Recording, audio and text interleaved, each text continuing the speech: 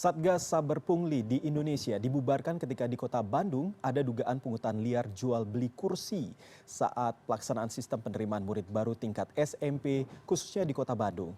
Terkait hal ini saya akan berbincang dengan Wali Kota Bandung Muhammad Farhan. Assalamualaikum Kang Farhan, apa kabar Kang? Waalaikumsalam, apa kabar? Baik Kang, langsung saja nih Kang Farhan, sebelumnya kan ini sempat menyebut bahwa pungli jual beli kursi saat SPMB di Bandung ini baru sebatas indikasi. Nah ini bagaimana hal ini bisa Ya, berembus dan juga bagaimana juga perkembangan investigasi yang dilakukan oleh Kang Farhan dan juga tim? jadi memang kami mendapatkan informasinya itu dari Saber Pungli Jawa Barat. Lalu Saber Pungli Jawa Barat menyampaikan beberapa indikasi temuan ya. Nah, indikasi temuan inilah yang kemudian kami follow up selama beberapa hari belakangan. Nah, kemudian kami menemukan memang bahwa ada indikasi tersebut. Nah, tujuan utama dari hal ini saya umumkan adalah sebetulnya untuk melakukan pencegahan. Karena bagi kami melakukan pencegahan itu menjadi sangat penting. Karena dengan melakukan pencegahan, kami akan bisa menghentikan niat-niat orang yang memanfaatkan kesempatan ini. Eh, Cuman memang sayangnya beberapa hari setelah kami mendapatkan informasi dari Saber Pungli Jawa Barat dan Kota Bandung, malah tim Saber Punglinya dibubarkan oleh pemerintah pusat. Jadi ya sayang aja sih. Tapi akhirnya kami memutuskan untuk membuat atau membentuk yang namanya Satgas Justisi Perda. Nah, dengan membentuk Satgas Justisi Perda ini, kami memiliki kesempatan untuk juga melakukan penyelidikan, kemudian juga penegakan hukum, khususnya untuk hal-hal yang dianggap melanggar keputusan Perda. Begitu. Mhm. Ini kan baru dibentuk satgasnya sendiri, tetapi apakah sudah ada hasilnya, Kang Farhan, terkait dengan apa yang dilakukan terkait dengan investigasi ini? Yang paling terpenting sebetulnya adalah kami berusaha melakukan pencegahan ya. Nah, dengan kami melakukan pencegahan ini, maka kami bisa memastikan bahwa orang-orang yang baru berniat itu langsung mengurungkan niatnya. Itu yang paling penting. Oke. Sampai sejauh ini memang kami masih mengumpulkan bukti-bukti. Istilahnya gini, ada kesempatan, ada niat. Nah, kami harus mencegah hal tersebut terjadi. Mumpung belum kejadian, kami hentikan dulu. Jadi kami sekarang sedang membuka mata lebar-lebar. Kami Oke. juga sedang memanggil semua kepala sekolah TK, SD, SMP negeri untuk memastikan bahwa mereka tidak melakukan yang namanya upaya pembiaran jual beli kursi. Kadang-kadang jual beli kursi ini juga dilakukan sama orang-orang yang entah siapa, guru bukan, panitia bukan. Jadi Oke. yang kami lakukan adalah mengidentifikasi dua jenis kejahatan.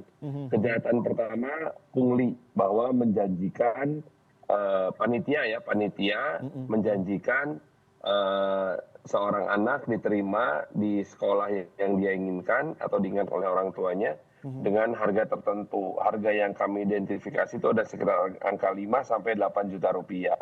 Oke. Tetapi ada juga orang lain yang nggak ada hubungannya dengan panitia menawarkan kepada orang tua. Itu sama, bahkan angkanya bisa fantastis, bisa sampai 15 sampai 30 juta rupiah. Nah, Oke. kalau hal yang seperti itu sih kita adukan sebagai sebuah bentuk penipuan ya. Nah, itu sebabnya kami akan menghimbau kepada seluruh orang tua dulu nih, jangan pernah tergoda untuk kemudian menyiapkan uang dan menerima tawaran untuk memasukkan anak dengan iming-iming yang seperti itu.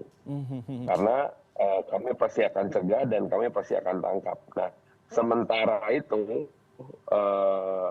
untuk para panitia siapapun itu, baik itu guru, operator, ketua panitia, para ASN di Dinas Pendidikan Kota Bandung, jangan pernah mencoba-coba untuk melakukan jejaring pungli karena pasti ketahuan. Oke. Kenapa? Walaupun tim Saber Pungli sudah dibubarkan, tetapi jejaringnya dan juga personalianya masih digunakan oleh tim Justisi Perda Kota Bandung untuk memastikan penegakan hukumnya. Oke, Kang, kalau kami bisa tahu sebenarnya panitianya ini apakah dari sekolah juga atau dari luar sekolah? Dan ada berapa sekolah nih, Kang, yang terindikasi terlibat dalam jual beli kursi ini? Kalau yang dalam penyelidikan awal ini ada 4 sekolah yang Oke. sedang kita awasi betul ya. Mhm, Kemudian kalau mengenai siapa saja yang disebut dengan panitia itu, mhm. yang namanya ketua panitia itu sekretaris dinas pendidikan, itu udah pasti ketua panitianya. Oke. Sedangkan di bawahnya itu adalah kepala sekolah, Mhm, beberapa guru tertentu, dan operator layanan online mhm, mhm, yang bisa jadi adalah tenaga lepas harian. mhm. Nah, ini yang harus hati-hati betul Oke. kita jaga, jangan sampai mereka kemudian melakukan atau menawarkan jasa ya, yang ilegal Mhm, untuk memasukkan data anak-anak tersebut ke dalam mhm. sistem pendaftaran dan juga sistem verifikasinya. Oke. Nah, selain sanksi hukum, apa sanksi yang akan diberikan oleh Kang Farhan terhadap kalau misalnya memang ini benar-benar indikasi tersebut terbukti, ada pelanggaran di sana? Oh, langsung pidana, Pak. Langsung pidana, Bos.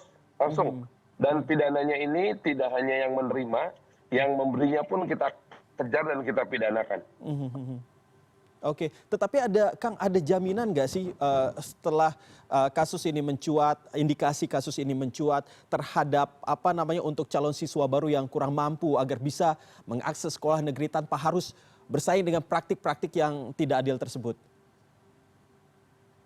Oh, kan ini kita punya yang namanya sistem jalur tuh ada beberapa jalur ya. Mhm, mhm, Salah satunya jalur afirmasi atau jalur keberpihakan. Nah, jalur keberpihakan inilah yang memang kita siapkan untuk para calon murid yang memiliki kebutuhan-kebutuhan khusus termasuk yang tidak mampu, mhm, yang disabilitas dalam batas tertentu dan mhm, lain-lain. Termasuk juga mereka yang berada di wilayah blind spot. mhm, Jadi kecamatan atau kelurahan yang secara domisili itu ya, area domisilinya tidak terdapat sekolah negeri. Nah, itu mhm, lain ceritanya. mhm, Tetapi sebetulnya kepada para siswa yang juga termasuk dalam kategori RMP atau rawan melanjutkan pendidikan, datang dari keluarga mhm, eh, masyarakat berpenghasilan rendah ya, mhm, MBR, mhm, itu kita tetap akan menyediakan subsidi terhadap sekolah swasta yang akan atau menampung atau mhm, berada di wilayah mereka. Ini kan bagian dari upaya kita mhm, untuk menyesuaikan diri mhm. dengan keputusan dari MK. Oke, oke. Gitu loh.